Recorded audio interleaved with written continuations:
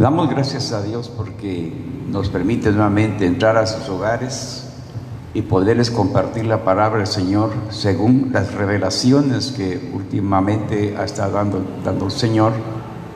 Y ya no es simplemente hablar de la palabra, sino entender lo que la palabra quiere decirnos.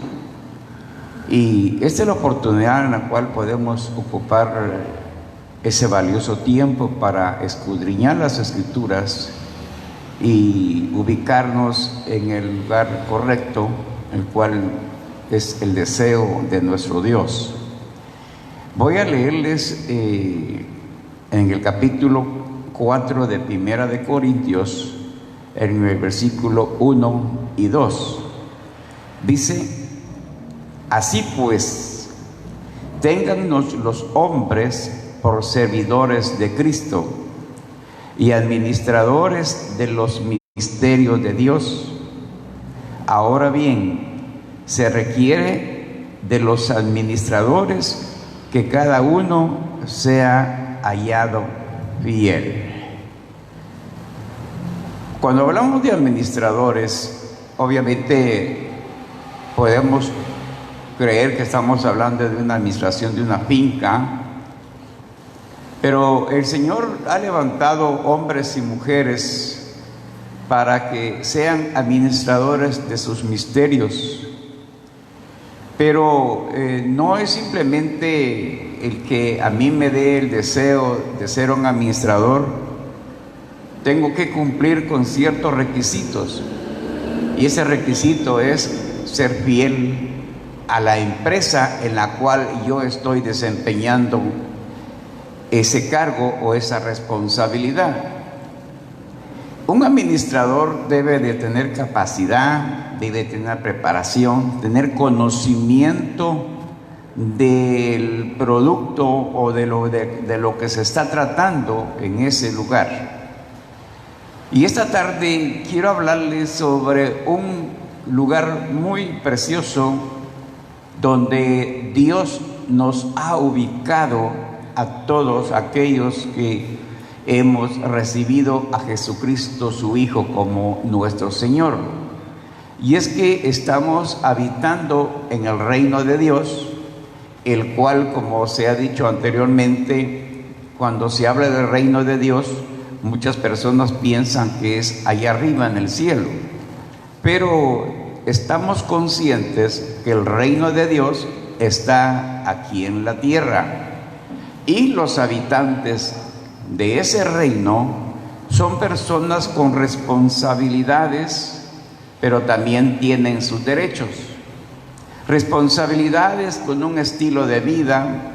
Una responsabilidad también es de preparar más personas para que sigan administrando los misterios de Dios donde quiera que estén. Ahí en el reino de Dios tenemos a un dueño, a un amo, a un señor.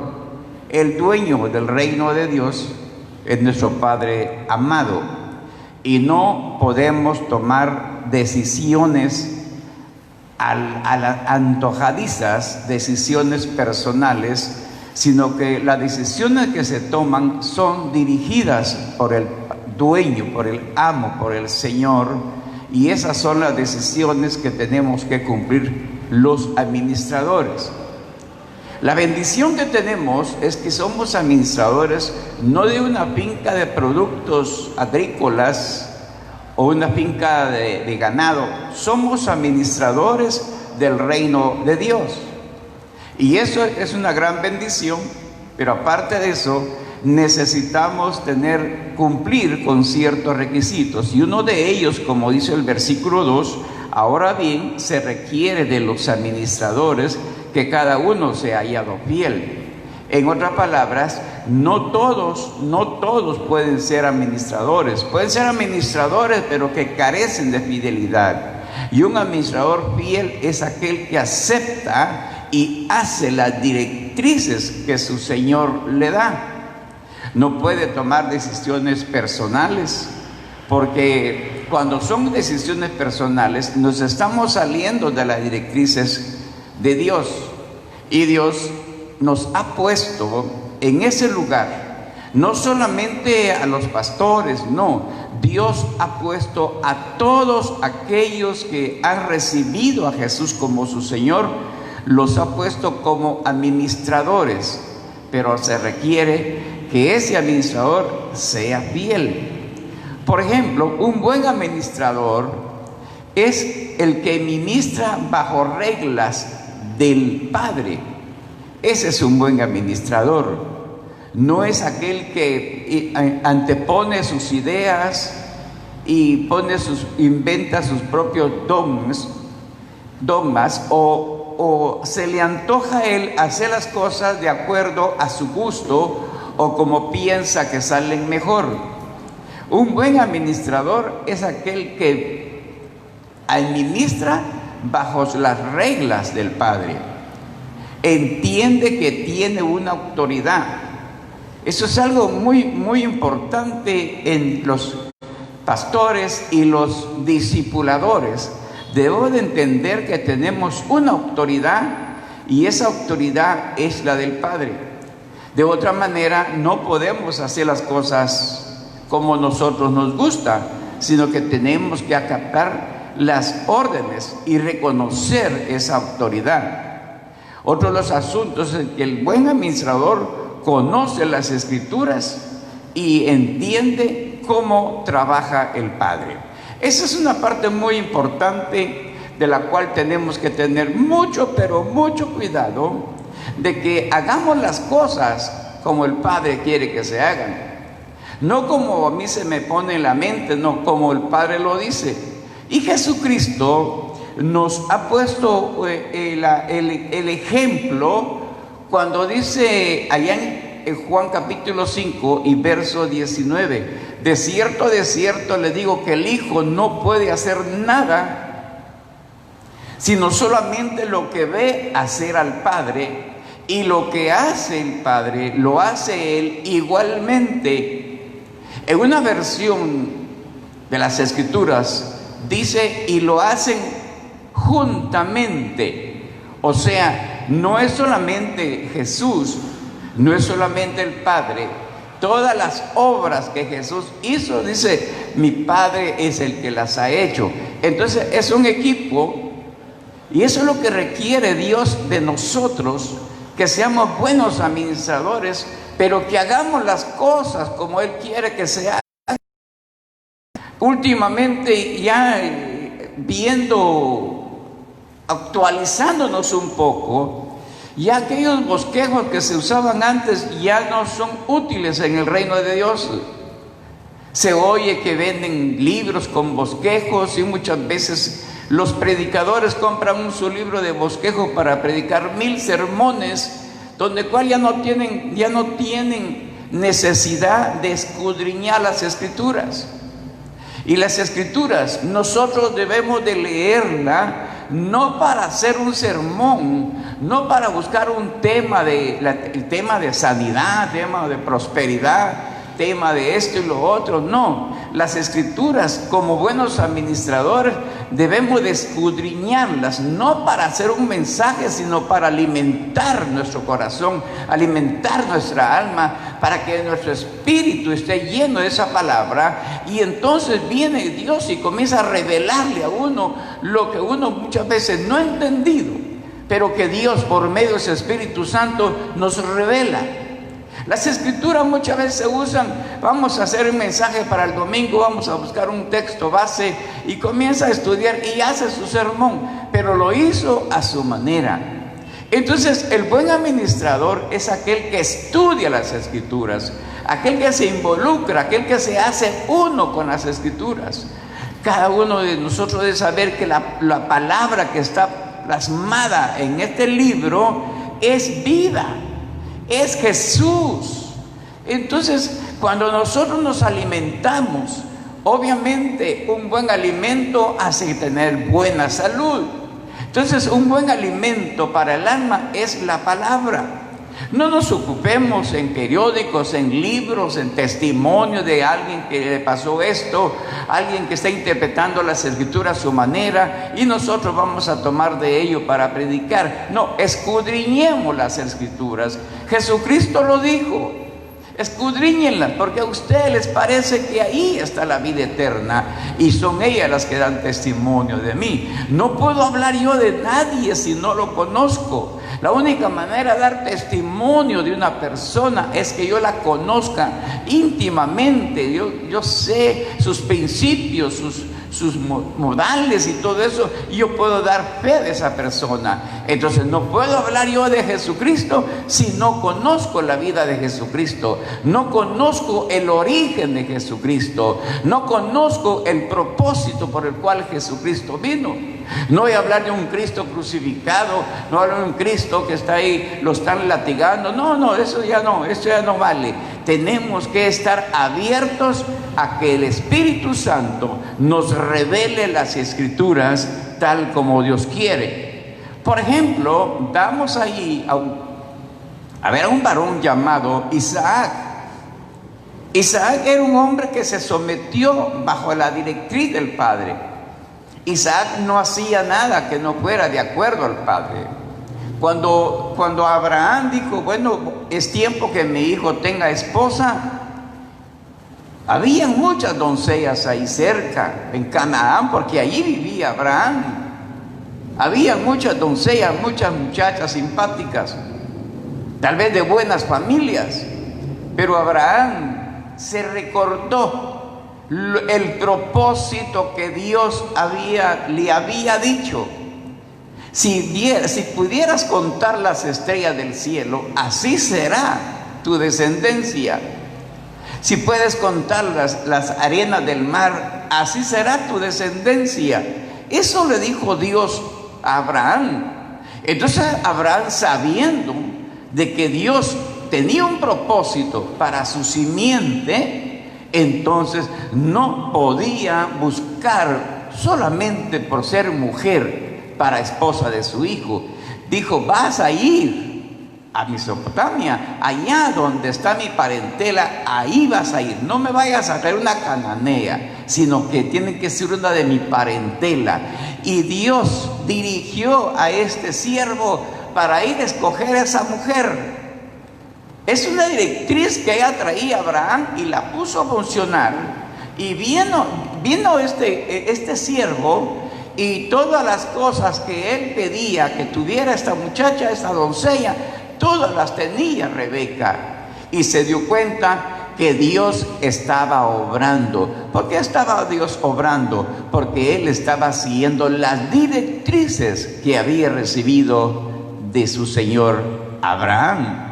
Entonces viene Isaac y toma a Rebeca como esposa, y viene y comienza a peregrinar, y llega un momento donde dice la Escritura que llegó una hambruna o mucha hambre a esos lugares, y cuando dice que llegó es porque no había producción, y si no había producción era porque no había lluvia. Entonces viene Isaac y tuvo la intención de bajar a Egipto a buscar alimento, pero vino Dios y le dio una orden: quédate en Gerar, ahí tienes que quedarte. Entonces, ¿qué pasaba? Si había una gran necesidad, no era fácil obedecer esa directriz. Era más fácil bajar a Egipto, buscar la solución para las necesidades que tenían. Mas sin embargo, Isaac obedeció la directriz del padre y se quedó en Gerar. Dice que no había comida. Entonces me imagino que cuando un terreno no ha recibido la lluvia, se vuelve un terreno infértil. Nadie va a sembrar entre un terreno seco. Mas sin embargo, Isaac sabía que Dios estaba obrando en él y quería demostrarle a Dios lo que es creer en él, lo que es obedecerle a él. Y vino Isaac y comenzó a sembrar en aquellos sequedales. Cualquiera se hubiera burlado de él. Cualquiera ha dicho, este hombre está loco. Cualquiera ha dicho, este no sabe de agricultura. ¿Acaso no es cierto que necesitamos que la tierra esté húmeda? ¿Acaso no sabe que necesitamos la lluvia? Y posiblemente llueve un día y pasan 15 días sin llover. Posiblemente le van a hacer, pero la falta de lluvia le va a hacer perder su trabajo. Mas sin embargo, posiblemente hubieron comentarios adversos, pero Isaac sabía en quién había creído, porque ya Dios se lo había dicho anticipadamente: esta tierra va a ser de tu descendencia, así como se lo ofrecía a tu padre Abraham. Esta tierra va a ser de tu descendencia. Entonces, bajo esa promesa, Isaac sembró. Y lo maravilloso es que germinó la semilla en esos sequedales. Germinó. Yo no sé qué semblante pusieron los enemigos o los fariseos o los paganos al ver cómo había germinado esa semilla. Si no había lluvia, si no había fertilizante, ¿cómo es que esos granos germinaron? Eso es lo lindo de Dios. Cuando nosotros obedecemos a sus directrices, Él hace cosas maravillosas. Pero debemos de aprender. Por eso se requiere que todo administrador sea hallado fiel. Fiel viene de fidelidad. Fidelidad viene de obediencia. Y obediencia viene de sujeción, no de sometimiento, no, de sujeción. De ponerse uno sumiso a esas directrices. Entonces Dios honra a los que le honran. Y la Escritura dice que los que confían en Jehová jamás serán avergonzados. Las gentes paganas vieron cómo esa hierba comenzó a florecer, vieron cómo creció, vieron cómo dieron fruto, vieron qué cosecha levantó Isaac, de manera que lo consideraron pues más rico que ellos, porque se enriqueció. Eso es lo que trae un buen administrador, aquel que hace las cosas como su padre o como su ama, su señor, lo está indicando. Y esa bendición es para todos aquellos, hombre, que hemos abierto nuestro corazón, para todos aquellos que nos hemos rendido al señorío de Cristo. Todas esas bendiciones se van a hacer una realidad en usted, en mí, el día que nos determinemos a sujetarnos a esas ordenanzas. Dios no quiere un pueblo arruinado. Dios quiere un pueblo victorioso, un pueblo de convicción, gente triunfadora. Dios quiere esa clase de gente, pero no lo vamos a lograr si nosotros nos salimos de los lineamientos de nuestro Dios. Ahora, ahí en el versículo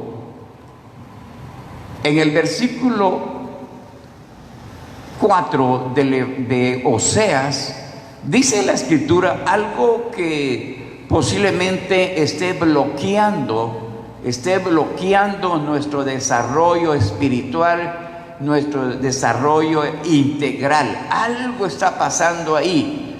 Dice en el versículo 6 del capítulo 4, dice: mi pueblo fue destruido. ¿Por qué fue destruido su pueblo? Porque le faltó conocimiento. Yo quiero decirle en esta tarde, amado hermano que me escucha, no es suficiente saber de Dios.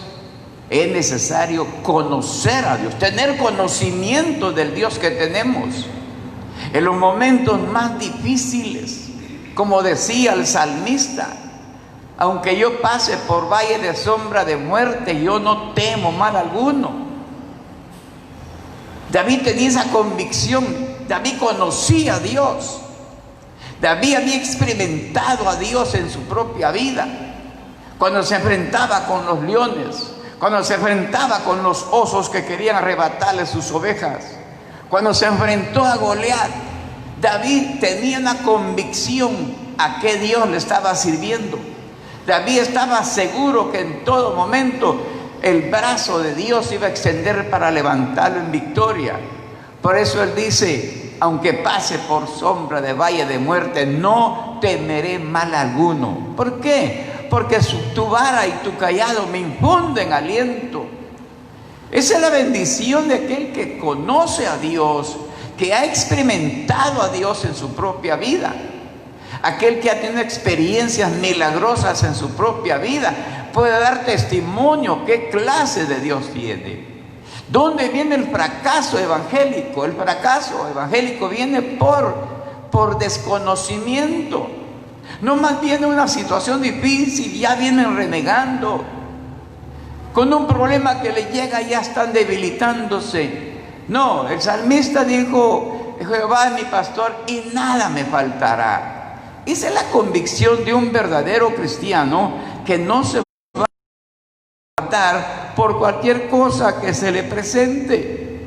Las escrituras nos enriquecen a nosotros, nos dicen a nosotros que si no tenemos conocimiento, el enemigo fácilmente va a dañarnos.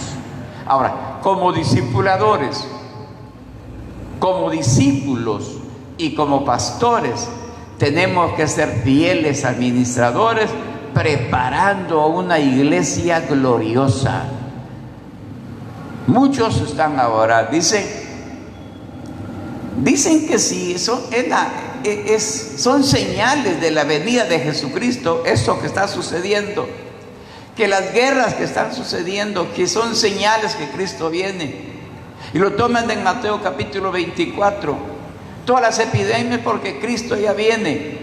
Y hay un montón de preocupaciones, que un tsunami, que ya viene otro virus, ¿qué va a pasar con nosotros? Hay tanta preocupación por los acontecimientos, pero no nos estamos preocupando por nuestra relación con Dios.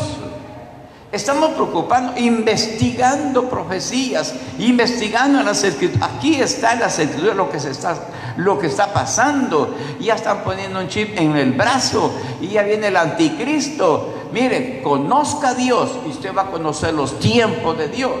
Y la gente está más interesada en la escatología humana, porque andan sacando a colación todos esos acontecimientos y hablando de que Cristo viene, y hay personas que ya tienen hasta la fecha. Ya solo falta que pongan el día y la hora, cuando Jesucristo mismo dijo: yo no lo sé, ni los ángeles lo saben, el único que sabe es mi Padre. Es algo maravilloso, hermano, cuando llegamos a conocer a Dios en todo su esplendor. Personas preparadas para preparar a otras. Cuando Él dice que viene por una iglesia gloriosa, preocupémonos por esa iglesia gloriosa. Pastores, preocupémonos por la congregación que tenemos, que está bajo nuestra cobertura. Preocupémonos por darles alimentos genuinos, no inventos, ni copias, ni imitaciones, sino lo que dicen las escrituras, que Cristo va a venir.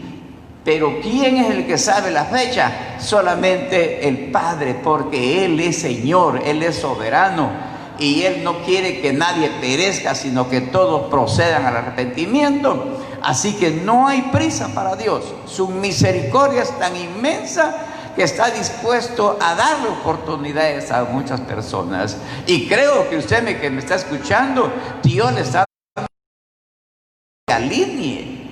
Ya no vivir ese evangelio de ofertas, ese evangelio que tan fácil que se lleva. No, es tiempo que seamos fieles administradores de la palabra de nuestro Dios.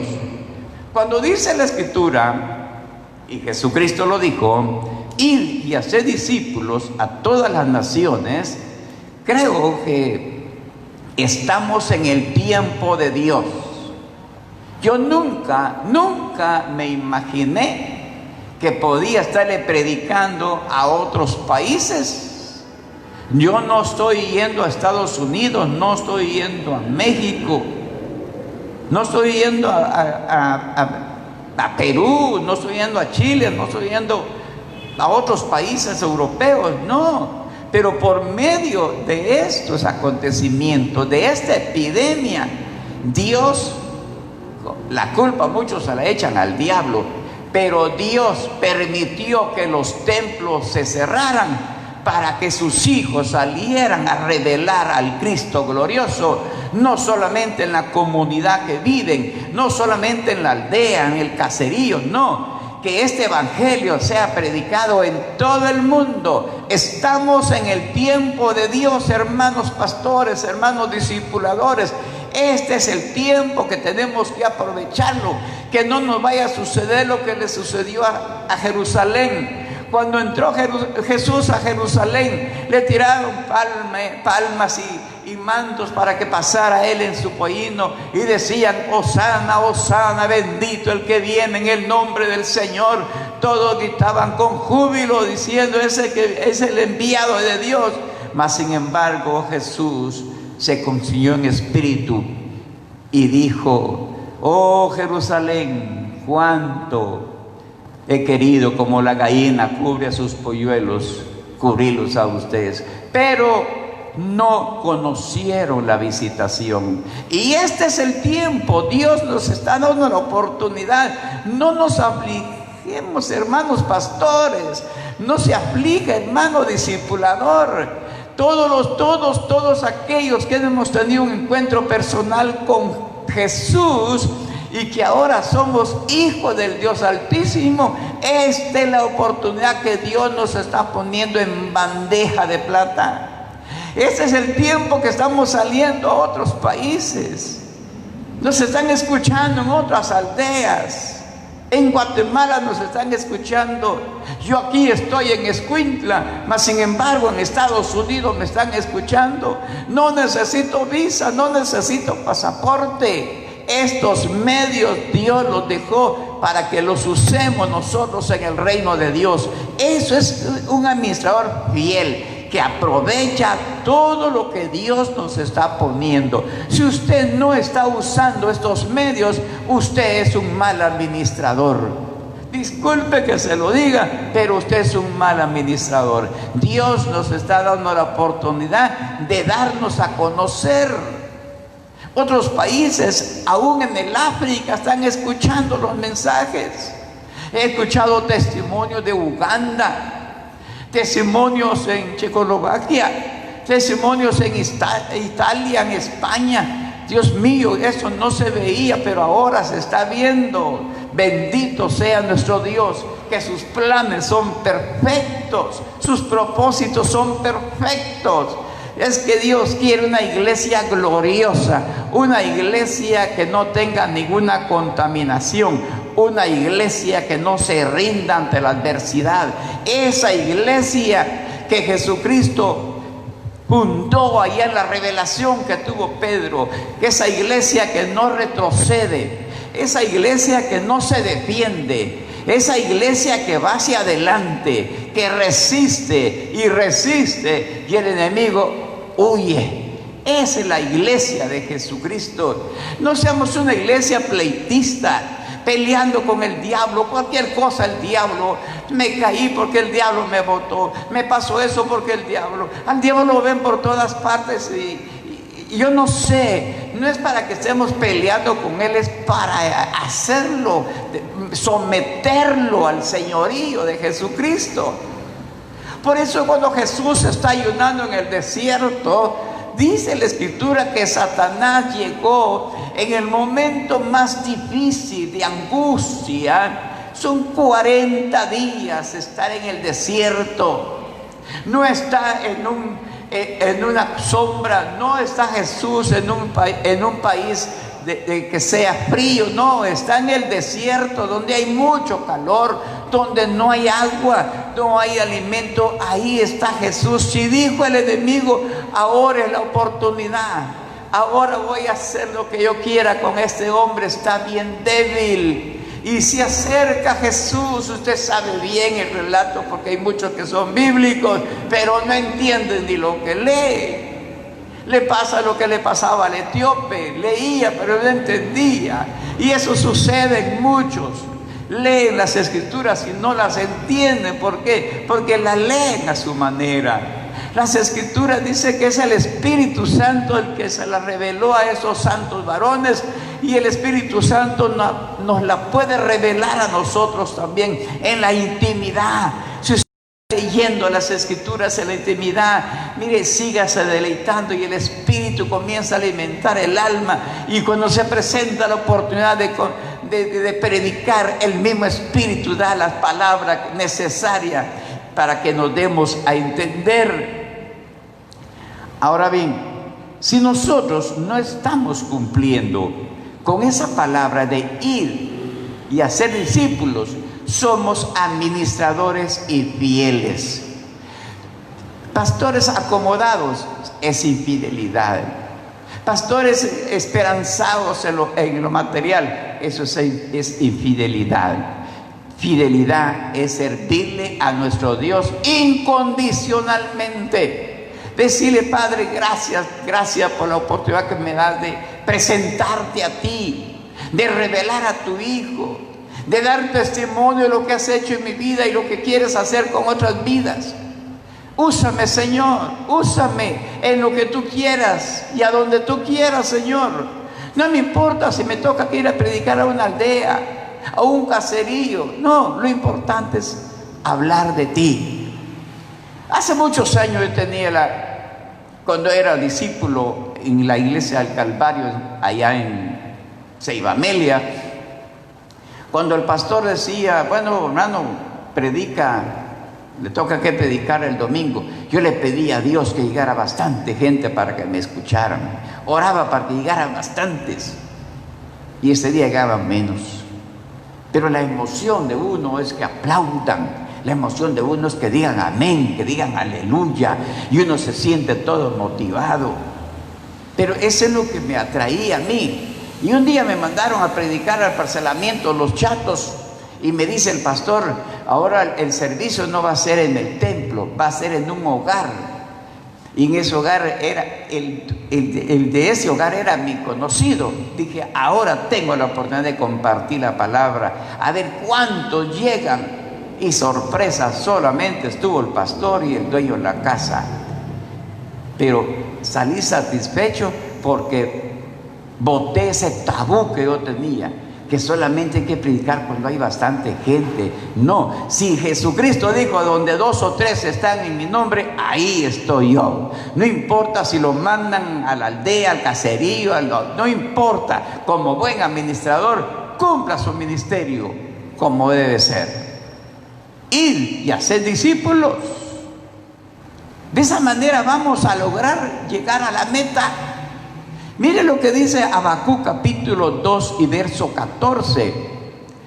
Dice de la siguiente manera: porque la tierra será llena del conocimiento. Oiga, la tierra será llena del conocimiento de la gloria de Dios. Cuando lleguemos a tener conocimiento pleno de Dios que tenemos. Cuando dice Oseas: mi pueblo pereció porque le faltó conocimiento, es porque sí tenían parte de conocimiento, pero no era el conocimiento real. Y nos hemos interesado los pastores en hacer servicio el domingo, es muy motivador. El domingo es cuando más gente llega y es tiempo que preparemos hombres y mujeres para la obra del ministerio. Es aquí donde funcionamos nosotros. Es cierto, no va a venir un apóstol, un profeta, un evangelista, un maestro, pero nosotros como pastores podemos hacer las 5 funciones ahí, preparar a esa gente para que esa gente vaya y prepare a otros, para que entre todos preparemos esa iglesia gloriosa por la cual viene Jesucristo. ¿Cuándo se vayan a la tierra de la gloria de Dios? Cuando nosotros enseñemos, cuando nosotros discipulemos correctamente Cuando digo correctamente, debe ser apegado a las Escrituras. Podemos discipular a hombres y mujeres de acuerdo a mi conocimiento, de acuerdo a mis ideas. Puedo formar personas, dices, ¿sabes qué? Es calidad, este discípulo. No. Tenemos que hacerlo bajo las reglas del rey, del dueño. Él es el que da las directrices, y nosotros no nos queda más que obedecerlas. Como le decía, ahí está Jesús en el desierto. ¿Cuál era la intención de Satanás?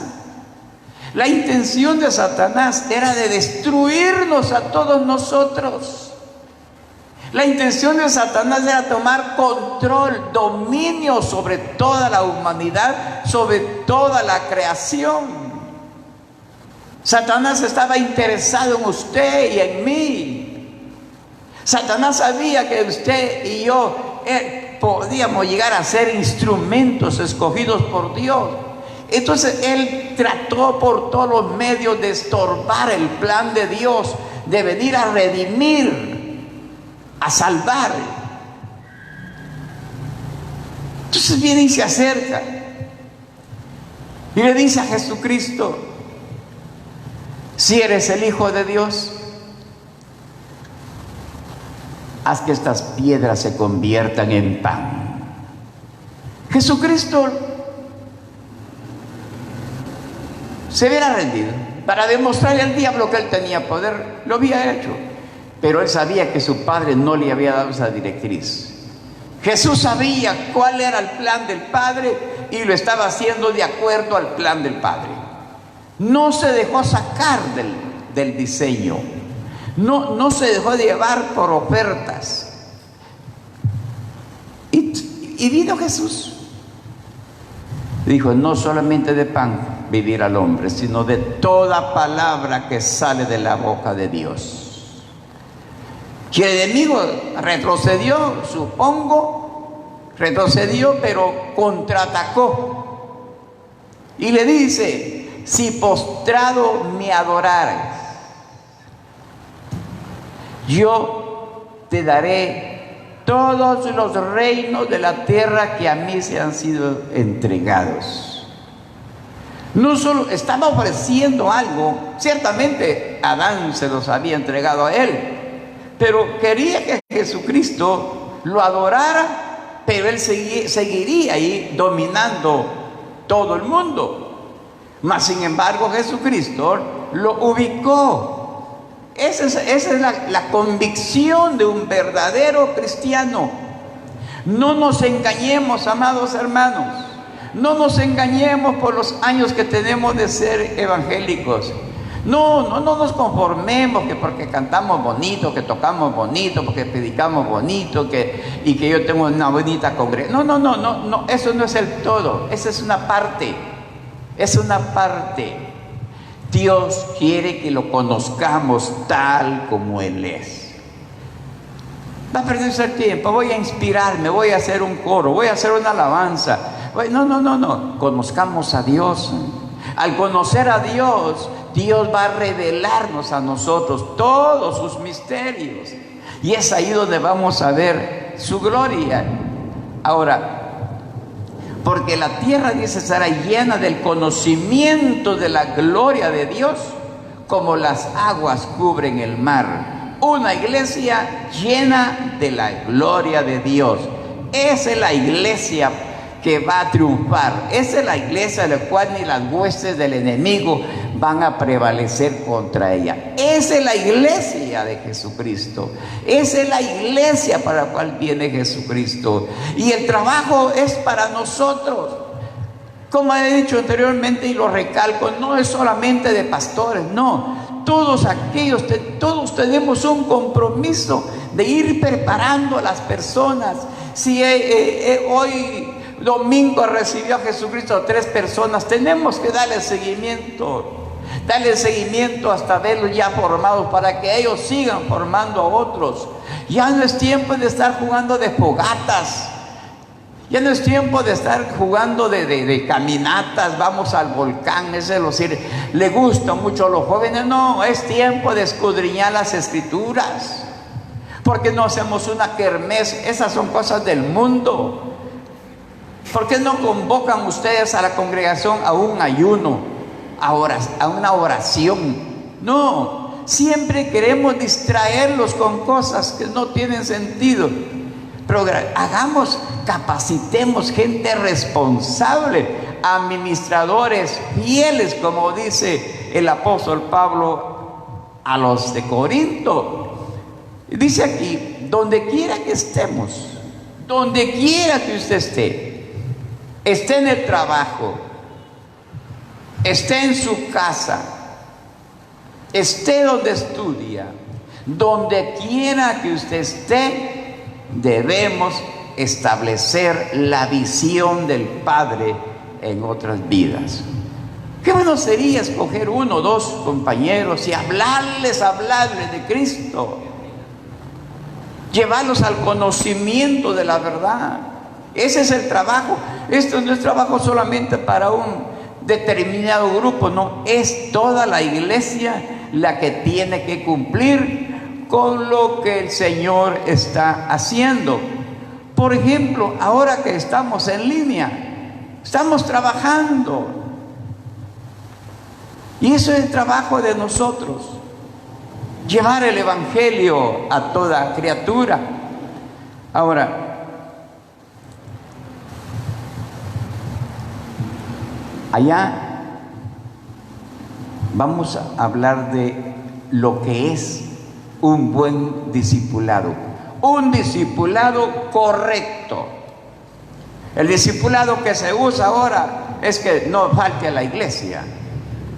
Ya sabe que los miércoles es día de ayuno. No. Un discipulado correcto es un adiestramiento bíblico.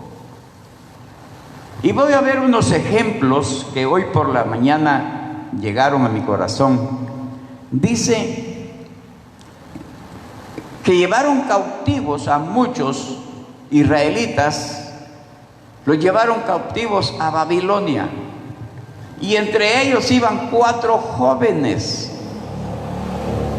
Eran jóvenes, no eran personas maduras para decir sí, porque ya tenían que... No, eran jovencitos.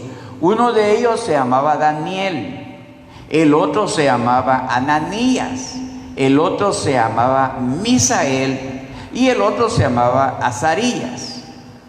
Estos 4 jóvenes, déjeme decirle que esos 4 jóvenes tuvieron un hermoso discipulado correcto.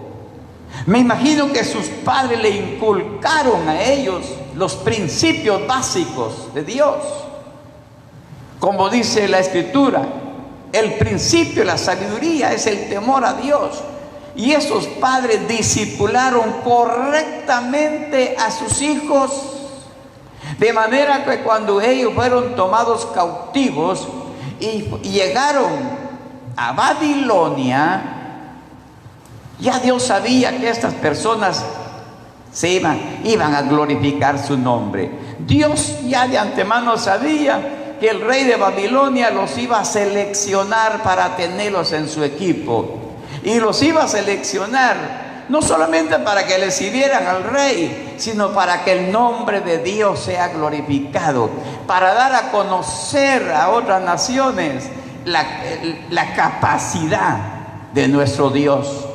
Allí en Babilonia, lo que hicieron ellos fue quitarle su nombre original. A Daniel le pusieron Belsasar, a Ananías le pusieron Sadrach, a Misael le pusieron Mesac y a Azarías le pusieron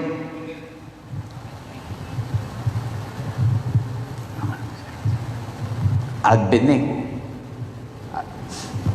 Ahora, lo que quiero hacer énfasis, a ellos les robaron su identidad, les cambiaron el nombre. Ya no es Daniel, ahora es Belsasar. Ya no es Ananías, ahora es Sadrach. Ya no es Misael, ahora es Mesac. Ya no es Azarías, es Abednego. O sea, les cambiaron el nombre. Les robaron esa identidad, pero no les robaron su genética. No les robaron su origen, no les robaron su naturaleza. Y eso es lo que Dios quiere de nosotros, que formemos discípulos de convicción, discípulos valientes. Nos damos cuenta cómo Daniel reveló la gloria de Dios allí, en ese lugar. Cómo Daniel sobresalió. Cómo Daniel se mantuvo firme a pesar de ser echado en el pozo de los leones. Él no llevaba aquella convicción, aquel miedo, ¿qué me va a pasar? No, él sabía que Dios tenía cuidado de su vida. Él sabía que él había llegado a Babilonia con un propósito, y ese propósito no se lo iba a destruir un montón de leones, no. Él sabía que Dios tiene cuidado de sus hijos. Entonces, un discipulado correcto hace que la persona se mantenga íntegra. Un discipulado correcto puede trabajar usted en cualquier empresa y va a ser un hombre honesto, sincero, cabal, fiel a los estatutos de la empresa. Donde quiera que usted se mueva, usted va a ser una persona que va a revelar al Cristo glorioso que tiene en su vida. ¿Por qué? Porque ha sido bien discipulado en el discipulado correcto. Daniel tuvo experiencias maravillosas ahí y en todas reveló a Dios.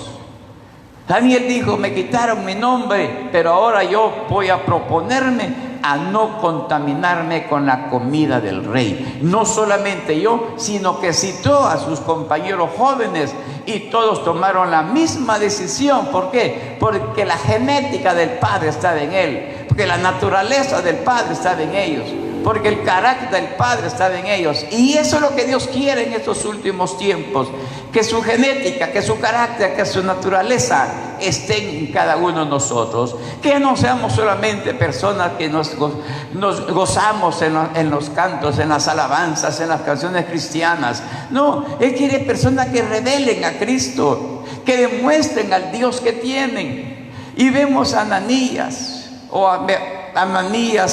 o Belsasar, Sadrach y Abednego. Vemos a estas personas, los tres hebreos. Dice que ellos se mantenían también bajo la cobertura del amo, de su señor, que era Dios. Viene el momento donde pensó el rey y decir: un edicto vamos a promulgar, que voy a hacer un ídolo, y ese ídolo era la imagen del rey.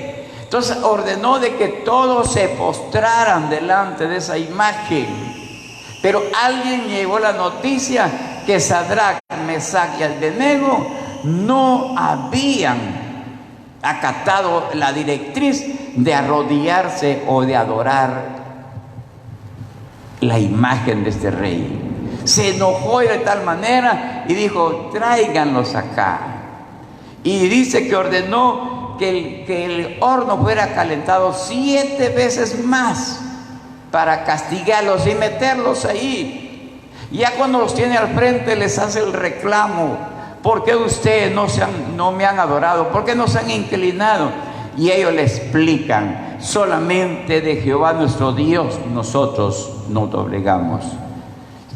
Estaban seguros que los iban a meter en ese horno, pero dijeron ellos: sea que nos libre o no nos libre, Jehová es nuestro Dios. Esa es la convicción de un verdadero discípulo que ha sido formado para que revele al Dios que tiene. Y usted sabe bien cómo lo metieron al horno, que dice que los los metieron al horno murieron del calor que había ahí. Y el rey, por curioso, se acercó y dijo: ¿cuántos metieron? Pues son 3. No, ahí hay otro. Y el número 4 tiene la apariencia de un dios. Vea usted la importancia de ser buenos administradores, la responsabilidad que tenemos los pastores de formar personas idóneas, personas que estén dispuestas a dar testimonio del Dios que tienen. Sadrach, Mesach y Abednego glorificaron al Padre, porque dijeron: si nos salva, bueno, y si no nos salva, Él sigue siendo nuestro Dios. ¿Qué está haciendo usted en estos tiempos? ¿Cuál es su actitud? ¿Está optimista o está averiguando que si es la venida del Hijo de Dios? Preocúpese cómo está usted para la venida del Hijo de Dios. No se preocupe de las epidemias, preocúpese cómo está su relación con Dios. Si viene Cristo después de esto, pues gloria a Dios, que venga, pero que estemos preparados. Esa debe ser la preocupación de nosotros. Jesucristo, en su pequeña edad, dice que supuestamente se había extraviado. Fueron a la fiesta los padres, bajaron como familias y se pusieron distraídos y se fueron platicando con sus vecinos de ese lugar, y nos dice, a un día de camino, póngale unos 5 o 10 kilómetros, se recordaron que no iba Jesús con ellos. ¡Qué tremenda preocupación! Y lo buscaban entre los que iban ahí y no lo encontraron. Tuvieron que regresar y buscarlo, y lo encontraron. Y lo van a regañar y le dicen, nos tenías muy preocupados por lo que has hecho. No, les dijo él, ¿acaso no saben ustedes que en los negocios de mi Padre me conviene estar? Eso es ser un buen administrador. A Jesús no le interesó la fiesta, a Jesús no le importó nada de lo social. A Jesús le interesaba platicar con los doctores de la ley, que dice la Escritura que estaban admirados que un niño de esa edad estuviera hablando cosas tan hermosas. Y eso es lo que el mundo quiere esperar de nosotros, que hablemos de cosas maravillosas, que hablemos del Dios poderoso, que hablemos de todas las cosas lindas que Dios tiene. No historias, no realidades. Eso es lo que Dios quiere, que seamos buenos administradores, pero que los administradores sean fieles. Cuando le dice Jesús a Satanás, solo al Señor adorarás y solamente a Él lo servirás. Hermanos, si Jesucristo no hubiera sido un administrador fiel, hubiera caído en la tentación y Él no hubiera muerto en la cruz del Calvario. Y si Él no hubiera muerto en la cruz del Calvario, nosotros no tendríamos esperanza en nada. Todo el mundo se hubiera corrompido, todos tuviéramos un fin que es el infierno, todos fuéramos condenados. Pero Jesús mantuvo obedeciendo las directrices de su Padre y sometió a Satanás bajo la autoridad de Dios. Eso es lo que nosotros tenemos que hacer. Sometamos toda cosa maligna, todo lo contrario, tristeza, pobreza, desgano, pereza, todo lo que está tratando de bloquear la vida de las personas. Hay que someterlos al señorío de Cristo Jesús. Que hay escasez, que el virus está avanzando, sometamos ese virus bajo el dominio de Cristo Jesús, porque Él es el Señor. Amén. Amén. Padre, muchas gracias. Me permitiste esta mañana poder compartir y presentarte a tu Hijo como un buen administrador y presentarte a ti como el único Dios verdadero. Allá donde nos están escuchando, Señor, te pido que tu Espíritu Santo motive a ese espíritu de cada uno a someterse al señorío de Jesús. Que venga hambre de escudriñar tu palabra, deseo de orar, Que estemos preparados, sea que vengas o no vengas, que estemos siempre con buena relación contigo, Padre. Que tu Espíritu Santo haga una obra en todos aquellos, Señor, especialmente aquellos que están pasando por enfermedades como esta pandemia, mi Dios. Toma control, Señor, toma control de esas vidas. Para la gloria y honra de tu nombre se levantarán en victoria, porque todos los que somos tus hijos somos más que vencedores en Cristo Jesús. Amén.